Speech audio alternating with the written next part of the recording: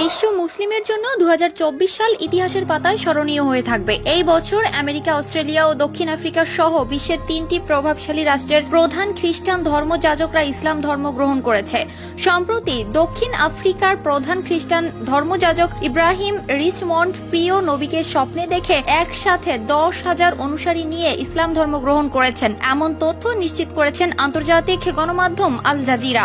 Ibrahim Richmond নামের এই খ্রিস্টান পাদ্রী 10 বছর ধরে দক্ষিণ আফ্রিকার এক বিশিষ্ট গির্জার দায়িত্বে ছিলেন, যার অনুসারীর সংখ্যা ছিল 10 লাখ। অথচ তিনি নিজে ইসলাম ধর্ম কবুল করে মুসলিম হয়েছেন। ইসলাম ধর্মের প্রতি এমন আগ্রহ ও ভালোবাসা দেখে সৌদি যুবরাজ মোহাম্মদ বিন সালমান ওনাকে প্রতি বছর রাজকীয় সম্মানে হজ পালনের জন্য বিশেষ সুবিধা প্রদান করেছেন। তিনি এখন একজন ইসলাম প্রচারক, বিভিন্ন দেশে গিয়ে ইসলামের দাওয়াত দিয়ে থাকেন। এর আগে তিনি খ্রিস্টান ধর্মে থাকতে হাজারো মানুষকে খ্রিস্টান ধর্মের দিকে দাবিত করেন। তিনি বলেন, ইসলাম মানে শান্তির ধর্ম, এই ধর্মে যে শান্তি পাই তা কোনো ধর্মেই ছিল না। আমি এখন ইসলামের জন্য দাওয়াত দিয়ে বেড়াই। ইসলাম শান্তিপূর্ণ ধর্ম, সেটা সকলের সামনে প্রমাণ দিয়েই ইসলামের দাওয়াত দেই। ইসলাম ধর্মের মাধ্যমে তিনি শান্তির পথ খুঁজে পেয়েছেন। তিনি এখন পবিত্র হজ পালন করছেন।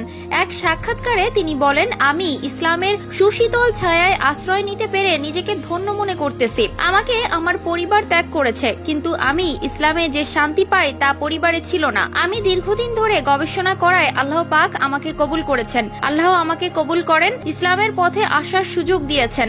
ইচ্ছা থাকায় তিনি বলেন, ইতনা করে এক স্বপ্ন দেখে ইসলাম ধর্ম গ্রহণে আগ্রহ এসেছে। 15 বছর ধরে আমি আফ্রিকায় একটি গির্জার দায়িত্বে ছিলাম। আমার 10 লক্ষাধিক অনুসারী ছিল, কিন্তু আমি 10,000 অনুসারী নিয়ে মুসলমান হয়েছি। তাদের সবাইকে ইসলামের সুশীতল ছায়ায় আশ্রয় দিয়ে নিজেকে ধন্য মনে করতেছি।